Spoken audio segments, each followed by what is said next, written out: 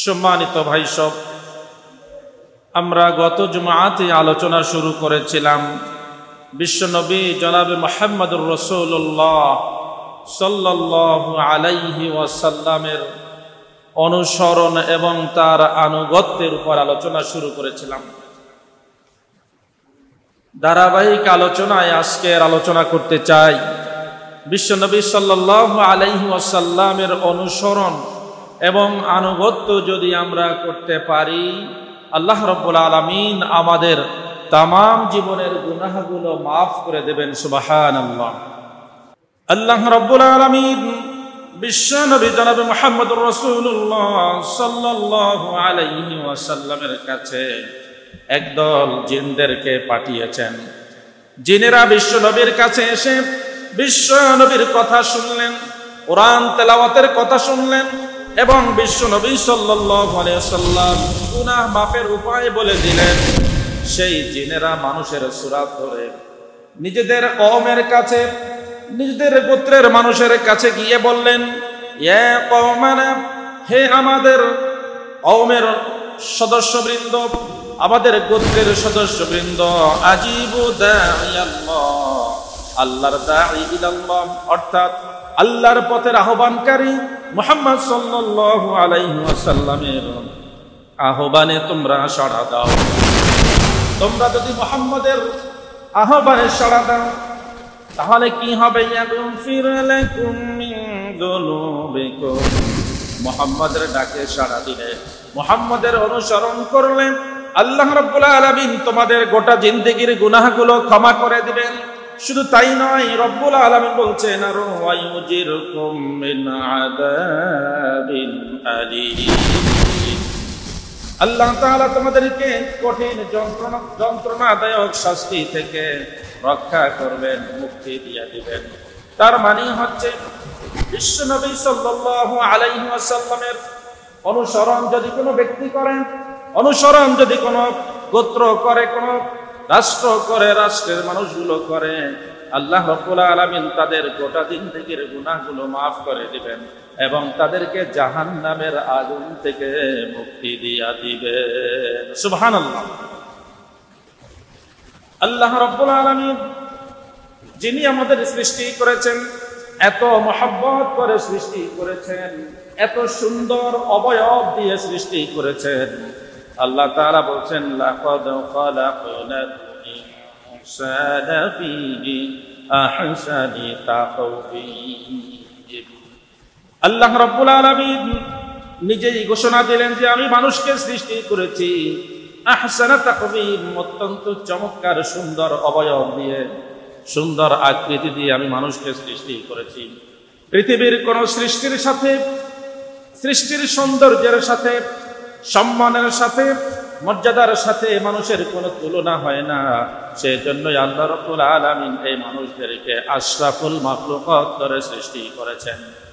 সেই আল্লাহ রাব্বুল আলামিন বলছেন, ও গোলাম, যদি তোমরা আমার ভালোবাসা পেতে চাও, আমি আল্লাহ রাব্বুল আলামিনের ভালোবাসা, আমার প্রেম, আমার ভালোবাসা যদি তোমরা পেতে চাও, মুহাম্মদ সাল্লাল্লাহু আলাইহি ওয়াসাল্লামের আনুগত্য করো। আল্লাহ বললেন, কুল ইন কুনতুম তুহিব্বুনাল্লাহা ফাত্তাবিউনি ইউহিব্বুকুমুল্লাহ। নবী হে, আপনি বলে দিন, ইন কুনতুম তুহিব্বুনাল্লাহ, যদি তোমরা আল্লাহ রাব্বুল আলামিনকে ভালোবাসো তাহলে ফাত্তাবিউনি, আমি মুহাম্মদ সাল্লাল্লাহু আলাইহি ওয়াসাল্লামের অনুসরণ করো, তাহলে ইউহিব্বুকুমুল্লাহ, আল্লাহ তাআলা তোমাদেরকে ভালোবাসবেন। এর মানে হচ্ছে আমরা যদি রব্বুল আলামিনকে ভালোবাসি, রব্বুল আলামিনের ভালোবাসা যদি আমরা চাই, আমরা যদি পেতে চাই, আল্লাহর ভালোবাসা ছাড়া এক মুহূর্ত এই পৃথিবীতে কোনো বান্দা, কোনো মানুষ বেঁচে থাকতে পারবে না। আল্লাহ যদি কোনো ব্যক্তির উপরে গোসা হন, রাগান্বিত হন, সত্যিকার অর্থে যদি কোনো ব্যক্তিকে, যদি আল্লাহ রাব্বুল আলামিন তার উপরে যদি বদদোয়া থাকে, ক্রোধ থাকে, সেই ব্যক্তি দুনিয়া আখিরাত দুই জায়গায় বরবাদ হয়ে যাবে।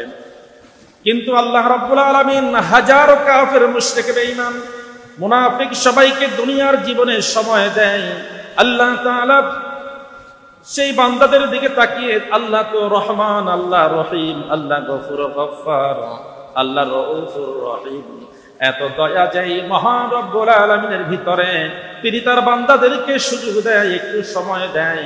আমার বান্দা আজ আমার দিকে ফিরে আসে নাই, হয়তো কাল আসবে, কালকের আসে নাই পরশু আসবে, এভাবে সার্টেন টাইম পর্যন্ত তাকে সময় দেয়। কিন্তু যখন বান্দা আল্লাহ দ্রোহী করতে করতে যখন একেবারে শেষ সীমায় পৌঁছে যায়, বরং সীমা অতিক্রম করে, সীমা লঙ্ঘনকারীদেরকে রব্বুল আলামিন ভালোবাসেন না। আল্লাহ তাআলা তাদেরকে এমন ধরা ধরেন, ছাড় দেয় কিন্তু ছেড়ে দেন না। সেজন্যই আল্লাহ রব্বুল আলামিন গোটা পৃথিবীর ঈমানদারদেরকে লক্ষ্য করে বিশেষভাবে বলছেন, ইয়া আইয়ুহাল্লাযীনা আমানু আতিউল্লাহ ওয়া আতিউর রাসূলা ওয়া লা তুবতিলু আমালাকুম।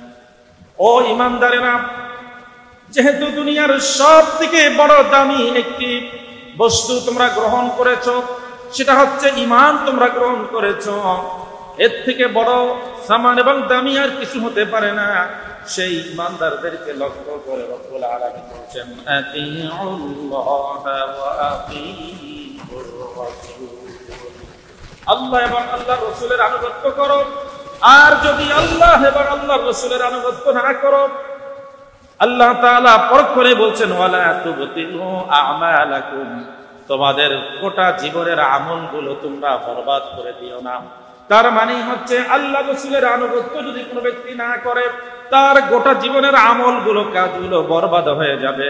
সেই আমলগুলো আল্লাহ তাআলার দরবারে কবুল হবে না। যত ভালো আমলই করি না কেন, কিন্তু বিশ্ব নবীর আনুগত্য করলাম না, নবীজির অনুসরণ করলাম না, আল্লাহ তাআলা বলছেন এই আমল দিয়ে তার আখিরাতে কোনো কাজে আসবে না।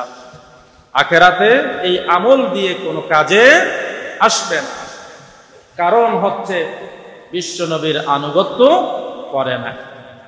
আল্লাহর হাবিব বলছেন, মান আমিলা আমালান, যদি কোনো ব্যক্তি এমন কাজ করলো, লাইসা আলাইহি আমরুনা, যেই কাজের ভিতরে আমাদের কোনো নির্দেশ নেই, যেই কাজে আমি মুহাম্মদ সাল্লাল্লাহু আলাইহি ওয়াসাল্লামের অনুসরণ নাই, আমি মুহাম্মদের অনুসরণ নাই, আনুগত্য নাই, যেই কাজ, ফাহুয়া রাদ্দুন, সেই কাজ প্রত্যাখ্যাত। সেই কাজ দিয়ে দুনিয়ার জীবনে হয়তো ব্যক্তি সামান্য বেনিফিট পেতে পারে, কিন্তু আখিরাতের জীবনে এই কাজের বিনিময়ে কিছু পাবে না। কেননা এই কাজটি বিশ্ব নবী সাল্লাল্লাহু আলাইহি ওয়াসাল্লামের তরিকা মোতাবেক, নির্দেশ মোতাবেক অনুসরণের আলোকে হয় নাই। অতএব যত ভালো কাজ করব, সেই কাজগুলো অনুসরণ করতে হবে। কাজের প্রতিটি পরতে পরতে আমাদেরকে অনুসরণ করতে হবে মুহাম্মদুর রাসূলুল্লাহ সাল্লাল্লাহু আলাইহি ওয়াসাল্লাম। আল্লাহর হাবিব সাল্লাল্লাহু আলাইহি ওয়াসাল্লাম মুখনিসৃত বাণীর মাধ্যমে গোটা পৃথিবীবাসীকে জানিয়েছেন, একইভাবে রব্বুল আলামিন তার মুখনিসৃত বাণী কোরআনের মাধ্যমে গোটা পৃথিবীবাসীকে জানিয়েছেন, যদি আমার হাবিব মুহাম্মদকে অনুসরণ করো, আর কোনো চিন্তা নেই, তোমরা সোজা সাপটা জান্নাতে পৌঁছে যাবে। সুবহানাল্লাহ। আল্লাহ রাব্বুল আলামিন সূরাতুন নিসার 13 নম্বর আয়াতে বলছেন, তিলকা হুদুদুল্লাহি ওয়া মান ইউতি'িল্লাহা ওয়া রাসূলাহু ইউদখিলুহু জান্নাতিন তাজরি মিন তাহতিহাল আনহার খালিদিনা ফিহা ওয়া যালিকাল ফাওজুল আযীম। আল্লাহ রাব্বুল আলামিন বলছেন, এসব আল্লাহর নির্ধারিত সীমা। আল্লাহ তাআলা কথা বলতে বলতে তার নির্ধারিত সীমানা নির্ধারণ করে দিয়ে বললেন, এটা হচ্ছে আল্লাহ কর্তৃক নির্ধারিত সীমানা। এই সীমানার বাহিরে যেই ব্যক্তি যাবে, সেই ব্যক্তির কপাল পুড়ে যাবে, জাহান্নাম তার জন্য অবধারিত। পক্ষান্তরে রব্বুল আলামিন বলছেন, ওয়া মান ইউতি'িল্লাহা ওয়া রাসূলাহু, যে ব্যক্তি আল্লাহ বা আল্লাহর রাসূলের আনুগত্য করলো, এই আনুগত্যর কারণে ইউদখিলুহু জান্নাতিন তাজরি মিন তাহতিহাল আনহার, আল্লাহ রাব্বুল আলামিন তাদেরকে জান্নাতে প্রবেশ করাবেন, যে জান্নাতের তলদেশ দিয়ে অসংখ্য ঝর্ণা ধারা প্রবাহিত। যে জান্নাতে একজন জান্নাতি যা চাইবে তা পাবে। মিম্মা তাশতাহি আনফুসুহুম, তাদের নফস, তাদের আত্মা যা খেতে চায়, যা ভোগ করতে চায়, সব কিছু রব্বুল আলামিন সেই জান্নাতে প্রস্তুত করে রেখেছেন। এবং রব্বুল আলামিন জান্নাতে সেই জান্নাতীর জন্য দুধের নহর, মধুর নহর, শরাবের নহর, স্বচ্ছ পানির নহর আল্লাহ তাআলা প্রবাহিত করে রেখেছেন। জান্নাতীদের আর কোনো চিন্তা নাই, টেনশন নাই। একবার যেতেই পারলে জান্নাতীরা এমন নাজ নেয়ামত ভোগ করবে যা দুনিয়ার জীবনে কোনো চোখ দেখে নাই, কোনো কান তার জান্নাতের সেই কথাগুলো, নাজ নেয়ামতের কথা প্রকৃতপক্ষে জানতে পারে না, শুনতে পারে না। এবং দুনিয়ার জীবনে কোনো জিহ্বা সেই জান্নাতের সেই নাজ নেয়ামতের স্বাদ আস্বাদন করতে পারে না। আল্লাহ রাব্বুল আলামিন এমন সুন্দর ব্যবস্থা রেখেছেন যে জান্নাতীদের জন্য। আল্লাহ বলছেন, ও গোলাম, এই জান্নাতে যেতে হলে আমার আনুগত্য, আমার হাবিব মুহাম্মদুর রাসূলুল্লাহ সাল্লাল্লাহু আলাইহি ওয়াসাল্লামের আনুগত্য করতে হবে। আল্লাহ রাব্বুল আলামিন বলছেন, ও দুনিয়ার মানুষ, এই পৃথিবীর মধ্যে সবচেয়ে আমার শ্রেষ্ঠ মানুষ হচ্ছে নবীরা, নবী রাসূলরা হচ্ছে সবচেয়ে শ্রেষ্ঠ মানুষ। আল্লাহ রাব্বুল আলামিন বলছেন, এই শ্রেষ্ঠ মানুষদের সাথে যদি তোমরা জান্নাতে যেতে চাও, হাসরের ময়দানে যদি থাকতে চাও, তাহলে আর কোনো উপায় নেই। একটা উপায় হইল দুনিয়ার জীবনে মুহাম্মদুর রাসূলুল্লাহ সাল্লাল্লাহু আলাইহি ওয়াসাল্লামের অনুসরণ এবং তার আনুগত্য করতে হবে। আল্লাহ তাআলা সূরা নিসার 69 নম্বর আয়াতে বলছেন, وَمَن يُطِعِ اللَّهَ وَالرَّسُولَ فَأُولَٰئِكَ مَعَ الَّذِينَ أَنْعَمَ اللَّهُ عَلَيْهِمْ فَأُولَٰئِكَ مَعَ الَّذِينَ أَنْعَمَ اللَّهُ عَلَيْهِمْ مِنَ النَّبِيِّينَ وَالصِّدِّيقِينَ والشهداء والصالحين وحسن أولئك رفيقا। আল্লাহ রাব্বুল আলামিন বলছেন, আল্লাহর আনুগত্য, বিশ্ব নবীর আনুগত্য যেই ব্যক্তি করবে, আল্লাহ বলছেন আল্লাহ তাআলা তাদেরকে এমন নিয়ামত দিবেন এবং তাদেরকে নবীদের সাথে, সিদ্দিকিনদের সাথে, শহীদদের সাথে এবং নেককার, নেক পরায়ণশীল নেককার বান্দাদের সাথে তাদের জান্নাত হবে, তাদের হাসর হবে। এবং আল্লাহ তাআলা বলছেন, সঙ্গী হিসেবে এই মানুষগুলো কতই না উত্তম, কতই না ভালো। আমাদের এই দুনিয়ার জীবনে আমরাও সঙ্গী বাছাই করি, আমাদের সঙ্গীর ভিতরে থাকে দুনিয়ার নানান রকমের চিন্তা থাকে। আমরা আমাদের বন্ধু বাছাই করি, বন্ধুরা দেখতে কেমন, বন্ধুর পয়সা আছে কিনা, তার বাবার সম্পদ আছে কিনা, এই রকমের নানান ক্ষুদ্র এবং হীন স্বার্থ সংরক্ষণ হয় কিনা, এই চিন্তা করে আমরা বন্ধু নির্বাচন করি। কিন্তু বন্ধু নির্বাচন করলাম না, আবার বন্ধুটা আমাকে নামাজের দিকে আহ্বান করে কিনা, আমার বন্ধু আমাকে খারাপ পথ থেকে বিরত থাকার কথা বলে কিনা, আমার বন্ধু আমাকে, আমি খারাপ কাজ করি, আমি হয়তো ঘুষ খাই, আমি হয়তো সুদ খাই, আমি হয়তো দুর্নীতির পাহাড় পরিমাণ অপকর্ম আমি করে ফেলছি, করছি, আমার বন্ধু আমাকে এই কথা, এই পথ থেকে বিরত থাকার কথা বলে কিনা, একটু জান্নাতমুখী কথা বলে কিনা, এমন বন্ধু আমরা তালাশ করি না। আমরা বন্ধু তালাশ করি যার কাছ থেকে কিছু পাবো দুনিয়ার জীবনে, যার কাছ থেকে কিছু পাবো, এমন বন্ধু আমরা তালাশ করি। অথচ আল্লাহ রাব্বুল আলামিন বলছেন, তোমরা যদি প্রকৃতপক্ষে আমি আল্লাহ তাআলার গোলাম হও, আর যদি আল্লাহর হাবিবের যদি তোমরা একটু অনুসরণ করতে পারো, আনুগত্য করতে পারো, নবীরা যারা সবচেয়ে শ্রেষ্ঠ মানুষ এই দুনিয়ার বুকে, তাদের সাথে তোমাদের জান্নাত হবে। এত কষ্ট করে নিজের জীবনের শেষ বিন্দু রক্ত পর্যন্ত আল্লাহর জমিনে আল্লাহর জন্য, দিনের জন্য, দিনকে প্রতিষ্ঠা করার জন্য যারা দিল, যারা শহীদ হলো, এত সহজ নয়। দিনের জন্য একটা কিল ঘুষা খাইতে অনেকের কষ্ট হয়, সেখানে নিজের জীবনকে দেশের জন্য, দশের জন্য, ইসলামের জন্য, দিন কায়েমের জন্য দিয়ে দেওয়া এই শহীদদের সাথে কাল কঠিন কিয়ামতের ময়দানে, শহীদদের সাথে কাল সেই হাসরের ময়দানে থাকতে পারবো যদি আমরা আল্লাহর হাবিব সাল্লাল্লাহু আলাইহি ওয়াসাল্লামের আনুগত্য করেন। পক্ষান্তরে যদি বিশ্বনবী সাল্লাল্লাহু আলাইহি সাল্লামের আনুগত্য না করা হয়, আল্লাহ বলছেন ওয়া মাইয়া আসিল্লাহা ওয়া রাসূলাহু ফাইন্না লাহু নার জাহান্নাম খালিদিনা ফিহা আবাদা।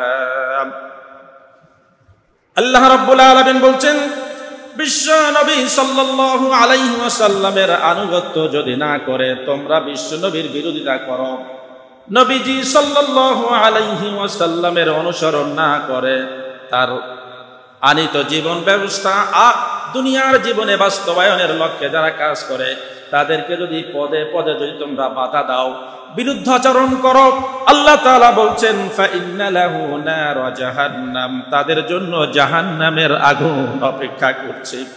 একদিন দুই দিনের জন্য নয়, রব্বুল আলামিন বলছেন খালিদিনা ফিহা আবাদা, সেই জাহান্নামের আগুনে চিরস্থায়ী থাকবে, সেখান থেকে আর বের হতে পারবে না যদি বিশ্ব নবীর আনুগত্য অনুসরণ না করে, যদি বিরোধিতা করে। অতএব আমরা যারা নবীজির বিরোধিতা বুঝে হোক না বুঝে হোক, নবী সাল্লাল্লাহু আলাইহি সাল্লামের অবাধ্য আচরণ আমাদের এই সমাজের অসংখ্য মানুষ আমরা আমাদের প্রাত্যহিক জীবনে, দৈনন্দিন জীবনে করছি কি করছি না? আমরা করছি। রাসূল সাল্লাল্লাহু আলাইহি ওয়াসাল্লাম বলছেন, গোটা মানবতাকে লক্ষ্য করে একটি কথা বলছেন, ও দুনিয়ার মানুষ, যদি এই কাজটি করো আল্লাহ তাআলা তোমাদেরকে মুক্তি দিয়া দিবেন। কারণ রব্বুল আলামিন আসল সফলতার কথা বলছেন, যদি আল্লাহ এবং আল্লাহ রসুলের আনুগত্য করা হয় আর যদি জান্নাত পাওয়া যায়, ওই জান্নাতে যাওয়া এটাই হচ্ছে একজন মুমিনের আসল সফলতা। যালিকাল ফাওজুল আযীম, মহান সফলতা হচ্ছে আল্লাহর অনুগ্রহ পেয়ে রাসূল সাল্লাল্লাহু আলাইহি ওয়াসাল্লামের আনুগত্য করে জান্নাতে প্রবেশ করা। এটাকে আল্লাহ তাআলা মহা সফলতা বলছেন, যেমন তেমন কোন সফলতা কথা বলেন নয়। ভাই সব, আমরা যদি সত্যিকার অর্থে আল্লাহ রাব্বুল আলামিনের পক্ষ থেকে এই বিশেষ এই উপহারটি যদি আমরা পেতে চাই, অর্থাৎ আল্লাহর বানানো জান্নাতে যদি আমরা যেতে চাই, জাহান্নাম থেকে যদি নিজেদেরকে মুক্তি পেতে চাই, তাহলে রাসূল আরবি সাল্লাল্লাহু আলাইহি ওয়াসাল্লামের আনুগত্য ছাড়া, অনুসরণ ছাড়া আমাদের আর কোনো পথ খালি নেই, কোনো পথ।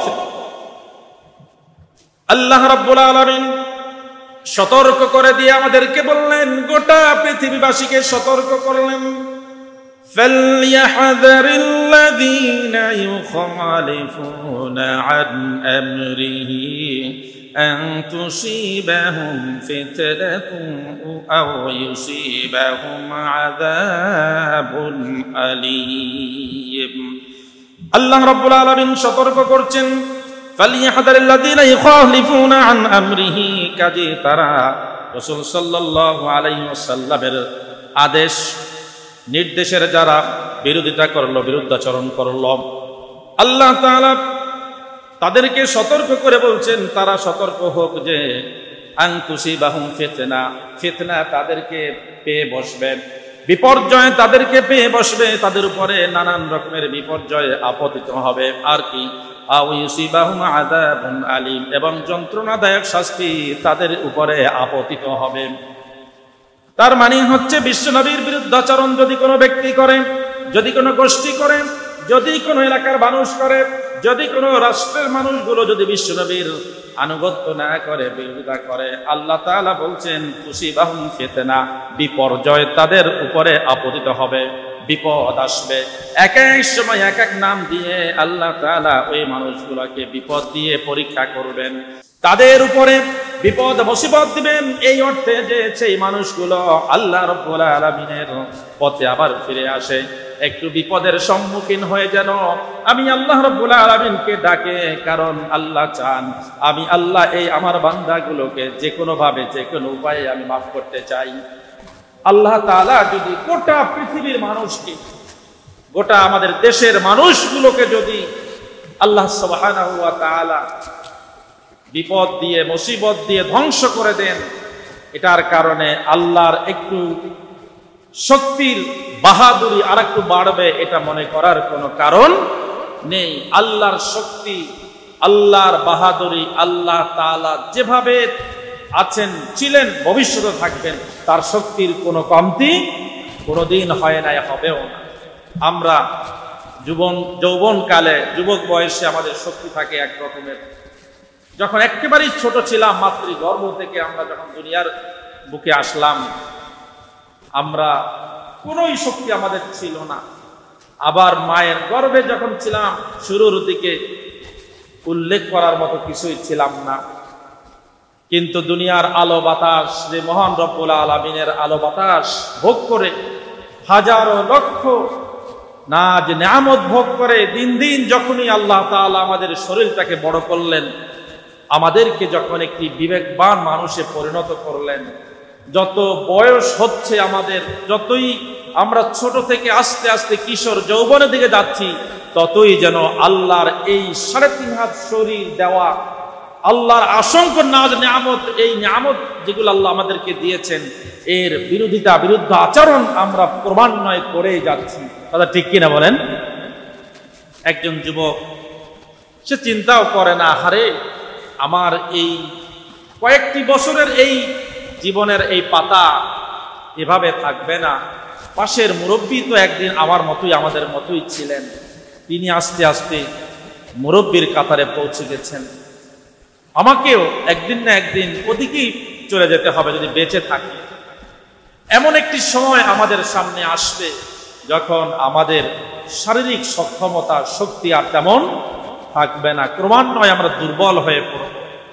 ওয়ামান নুআম্মিরুহু ওয়া নুনাক্কিসুহু, আল্লাহ তাআলা বলছেন, কে তোমাদেরকে বয়স বৃদ্ধি করে, তোমাদের চুলগুলা পাকায়, তোমাদের দাড়িগুলা পাকায় এবং তোমাদের শক্তিগুলাকে খর্ব করে দেয়, আর কেউ নয়, আমি আল্লাহ রাব্বুল আলামিন সব কাজ করে থাকি। কিন্তু আমরা শিক্ষা নেই, এটাই হচ্ছে সমস্যা। আল্লাহ তাআলা সূরা নূরের ৬৩ নম্বর আয়াতে বললেন যে আল্লাহর রাসূলের বিরোধিতা যারা করবে তাদেরকে সতর্ক করে দেওয়া হোক। কিসের সতর্ক? বিপর্যয়, বিপদ মুসিবত তাদের উপরে আসবে, পরিবারের উপরে আসবে, ব্যক্তির উপরে আসবে, সমাজ রাষ্ট্রের উপরে আসবে। অতএব আজকের যত বিপদ মুসিবত আসছে, অলমোস্ট অধিকাংশ বা সব বিপদ মুসিবত হচ্ছে আমাদের হাতের কামাই। আমার কথা নয়, স্বয়ং আল্লাহ রাব্বুল আলামিন বলছেন, যাহারাল ফাসাদু ফিল বাররি ওয়াল বাহরি বিমা কাসাবাত আইদিন নাস। যাহারাল ফাসাদু ফিল বাররি ওয়াল বাহর, জলে এবং স্থলে যত রকমের বিপদ মুসিবত ফাসাদ বিপর্যয় আসছে, সব কিছু মানুষের হাতের কামাই। আপনি দেখেন, চিন্তা করি, আমাদের সামাজিক জীবন, রাষ্ট্রীয় জীবন, অর্থনৈতিক জীবন, যত জায়গা আছে, একটু চিন্তা করলে দেখব এর সব কিছুর বিপর্যয়ের পিছনে আমাদের কোনো না কোনো ভাবে কানেকশন আছে। আমাদের কানেক্টিভিটির বাইরে কোনো বিপর্যয়, কোনো বিপদ কোনো মানুষের উপরে, গোষ্ঠীর উপরে আল্লাহ চাপিয়ে দেন না। সম্মানিত ভাই সব, সেজন্য আমাদের কি করতে হবে? আমাদের করতে হবে কোরআনের পাতায় পাতায় রাসূল সাল্লাল্লাহু আলাইহি সাল্লামের মুখনিসৃত বাণীর মাধ্যমে আমরা জেনেছি। আরেকটি হাদিস আমি আপনাদেরকে বলছি, যেটি মুসনাদে আহমদে এসেছে এবং ইমাম মুসলিম রাহিমাহুল্লাহ তার কিতাবে সহিহ মুসলিমে এনেছেন। হযরত উবাদাহ ইবনে সামিত রাদিয়াল্লাহু আনহু থেকে হাদিস বর্ণিত। عن عبادة بن الصامت رضي الله تعالى عنه قال بايعنا رسول الله صلى الله عليه وسلم على السمع والطاعة في العسر واليسر والمنشة والمكره। হযরত উবাদাহ ইবনে সামিত রাদিয়াল্লাহু আনহু থেকে বর্ণিত হাদিস, তিনি বলছেন, আমরা বিশ্বনবী সাল্লাল্লাহু আলাইহি ওয়াসাল্লামের হাতে হাত রেখে আমরা বায়াত গ্রহণ করলাম, আমরা এই অঙ্গীকার গ্রহণ করলাম, আমরা বিশ্বনবীর কাছে বায়াত গ্রহণ করলাম এই মর্মে আলাস সামি'i ওয়াত তাআ, বিশ্বনবীর কথা যখনই শুনবো কোনো কথা কোনো চিন্তা না করে আমরা সাথে সাথে নবীজির কথা কি আমরা মেনে নিব। নবীজি বলছেন, ইয়া রাসূলুল্লাহ কেন বলছেন? এই প্রশ্ন আমরা করতে যাব না। ইয়া রাসূলুল্লাহ আপনি বলছেন, কিন্তু এখন না করে বিকালে করলে হয় কি না, এই কথা বলতে যাইব না। বিশ্বনবী আপনি বলছেন, সাথে সাথে সেই কাজটি করব, যতই আমাদের অবস্থা খারাপ হোক না কেন। ফিল উসরি ওয়াল ইউসরি, আমরা অনেক কঠিন অবস্থায় আছি অথবা আমরা খুব আনন্দ ফুর্তিতে আছি, যেই অবস্থায় থাকি না কেন আপনি বলেছেন সাথে সাথে সেই কাজটি আমরা করব, এটার উপরে আমরা বায়াত গ্রহণ করলাম।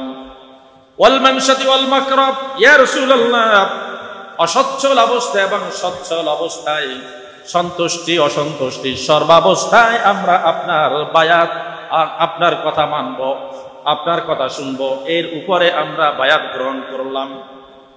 ওয়া আন লা নুনাজি'আল আমরা আহলাহু ওয়া আন নাকুলাল হাক্কা ওয়া আন নাকুলা বিল হাক্কি হাইসু মা কুন্না ওয়া লা নাখাফু ফিল্লাহি লাওমাতা লাইম।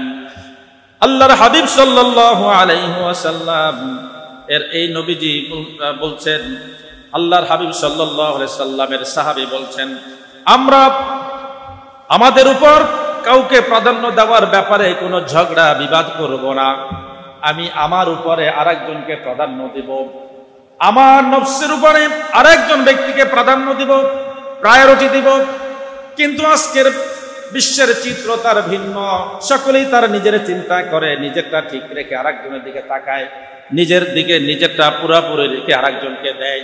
কিন্তু বিশ্বনবীর সাহাবীরা এই কথার উপরে বায়াত গ্রহণ করেছিলেন, আমরা আমাদের থেকে আরেক ভাইকে আমরা বেশি প্রাধান্য দিব, আমরা প্রায়োরিটি দিব।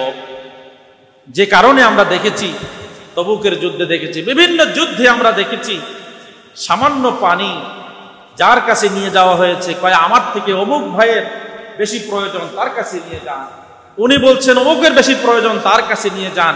এভাবে সবার কাছে নিয়ে যেতে যেতে দেখা যায় যে প্রথম দিককার কিছু সাহাবীরা যোদ্ধারা দুনিয়া থেকে বিদায় নিয়েছেন, অন্তিম শয়নে শায়িত মুমূর্ষু অবস্থায়ও তারা নিজেদের থেকে আর একজনকে বেশি প্রাধান্য দিয়েছে।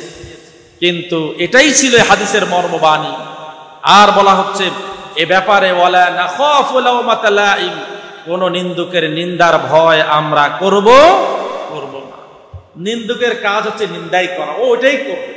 কিছু মানুষ আমাদের সমাজে আছে, সে বুঝে হোক না বুঝে হোক, শুধু মানুষের নিন্দা কেমনে করবে, মানুষের সমালোচনা কিভাবে করবে, গীবত কেমনে করবে, এটার পিছনেই তারা লেগে থাকে।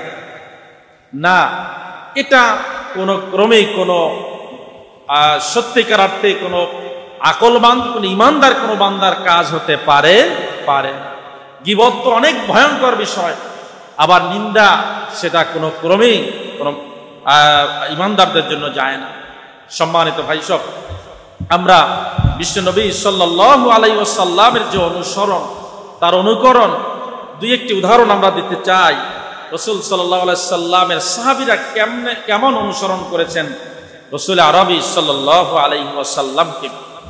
খায়বারের যুদ্ধ আমরা সবাই জানি, অত্যন্ত কঠিন একটি যুদ্ধ হয়েছিল খায়বারের যুদ্ধ। সেই যুদ্ধের সাহাবায়ে আজমাইনরা আল্লাহর হাবিব সাল্লাল্লাহু আলাইহি ওয়াসাল্লামের নির্দেশনা পেয়ে গৃহপালিত গাধা, সেই গাধা জবেহ করে রান্না করছিলেন যোদ্ধা সাহাবী যারা আছেন তাদেরকে খাওয়ানোর জন্য। ইন দ্য মিন টাইম হযরত আনাস থেকে বর্ণিত হাদিস, আন আনাস ইবনে মালিক রাদিয়াল্লাহু তাআলা আনহু আন্না রাসূলুল্লাহ সাল্লাল্লাহু আলাইহি ওয়াসাল্লাম জাআহু জাইন ফাকালা উকিলাতিল হুমুর।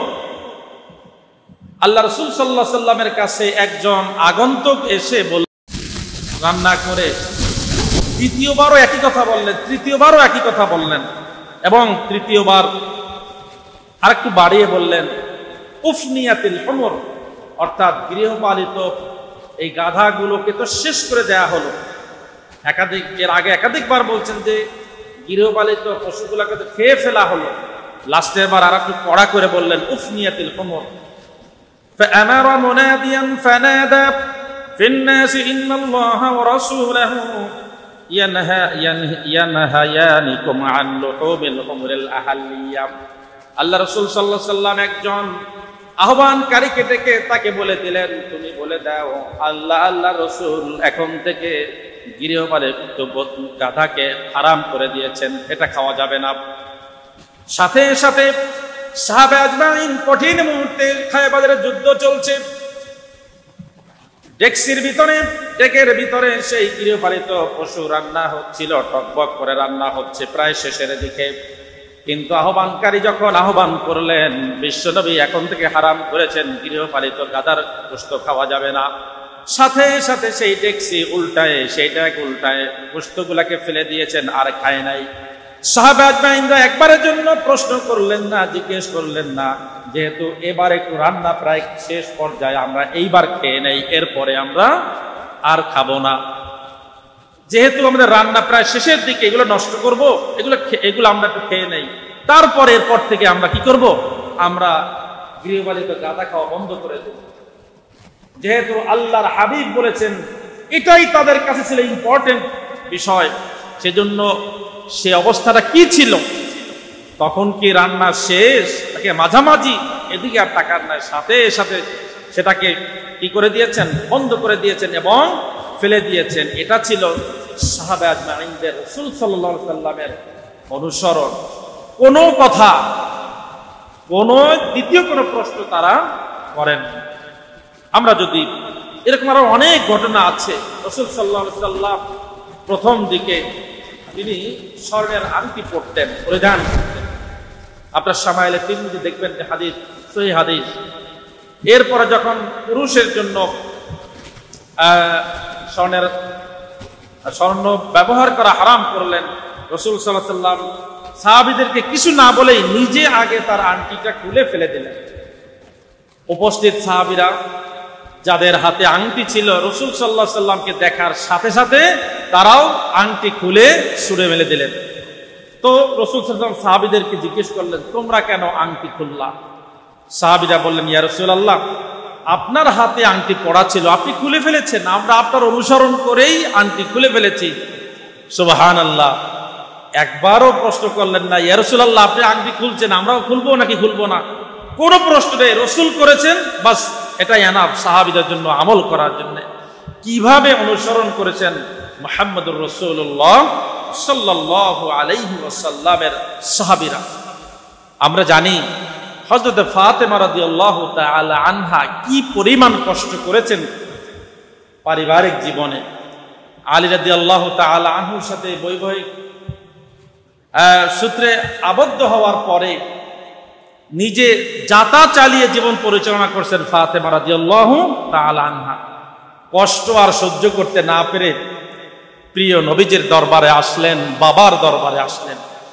বিবাহিত আমাদের অনেক মেয়েরা যখন স্বামীর ঘরে কষ্টে থাকে তখন বাবার কাছে আসে, ভাইয়ের কাছে আসে, কান্না জড়িত কণ্ঠে কত কথা বলে।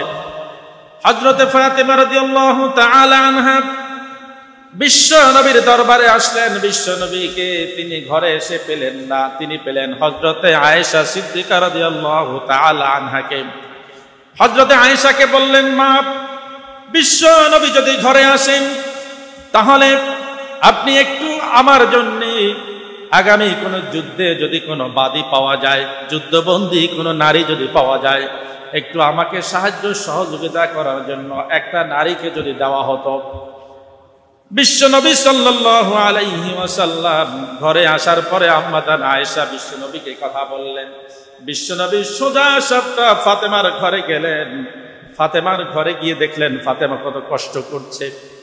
বিশ্বনবী যাওয়ার পরে বিশ্বনবী সাল্লাল্লাহু আলাইহি ওয়াসাল্লাম হযরতে ফাতেমা এবং আলী রাদিয়াল্লাহু তাআলা আনহুমা দুইজনকে ডেকে বললেন, আমি কি তোমাদেরকে এর থেকে উত্তম কোনো আমলের কথা বলে দেব কিনা? বলে, হ্যাঁ বলে দেবেন। তখন বিশ্বনবী সাল্লাল্লাহু আলাইহি ওয়াসাল্লাম বললেন, তোমরা যখন ঘুমাতে যাবে রাত্রি বেলায়, তখন 33 বার সুবহানাল্লাহ, 33 বার আলহামদুলিল্লাহ এবং 34 বার যদি আল্লাহু আকবার বলে যদি ঘুমিয়ে পড়ো, আল্লাহ তাআলা তোমাদের এর থেকেও আরো অনেক উত্তম তোমাদেরকে দিয়া দিবেন। সুবহানাল্লাহ। হযরত আলী বলছেন, বিশ্ব নবীর এই কথা শোনার পরে যতদিন পর্যন্ত বেঁচে ছিলাম ততদিন পর্যন্ত ঘুমাতে যাওয়ার আগে এই আমল কোনোদিন আর ছেড়ে দেই নাই, প্রতিদিন আমি করেছি। ফামা তারাকতুহা বাদ, এরপর আর কোনোদিন এই আমল ছেড়ে দেইনি। একজন প্রশ্ন করলেন, আপনার সাথে যেদিন হযরতে মুআবিয়া রাদিয়াল্লাহু তাআলা আনহুর সাথে সিফফিনের যুদ্ধ হলো, দুই পক্ষই মুসলমান, এক পক্ষ আলীর পক্ষে আর এক পক্ষ আমিরে মুআবিয়ার পক্ষে। সিফফিনের যুদ্ধ যেদিন হলো এই কঠিন মুহূর্তেও কি আপনি এই আমলটি করেছেন কিনা? হযরত আলী বললেন, সিফফিনের সেই কঠিন মুহূর্তেও, ওয়ালা লাইলাতা সিফফিন, সিফফিনের সেই কঠিন মুহূর্তেও আল্লাহর হাবিবের বলে দেওয়া এই আমল আমি তরক করি নাই, বাদ দেই নাই। কিভাবে? বিশ্বনবী সাল্লাল্লাহু আলাইহি ওয়াসাল্লামের অনুসরণ তার সাহাবীরা করেছেন। সম্মানিত ভাই সব, অতএব আমি বলতে চাই যে রাসূল সাল্লাল্লাহু আলাইহি ওয়াসাল্লাম যেভাবে অনুসরণ করতে বলেছেন, সাহাবীরা যেভাবে করেছেন। রাসূল স্বপ্নে দেখলেন যে তিনি পবিত্র হারাম শরীফে প্রবেশ করছেন মাথা হলক করে, এবং কেউ কেউ দেখা যাচ্ছে যে কারো কারো মাথা চুল ছোট করা হয়েছে। স্বপ্নে দেখলেন, এটি হুদায়বিয়ার সন্ধির আগের কথা।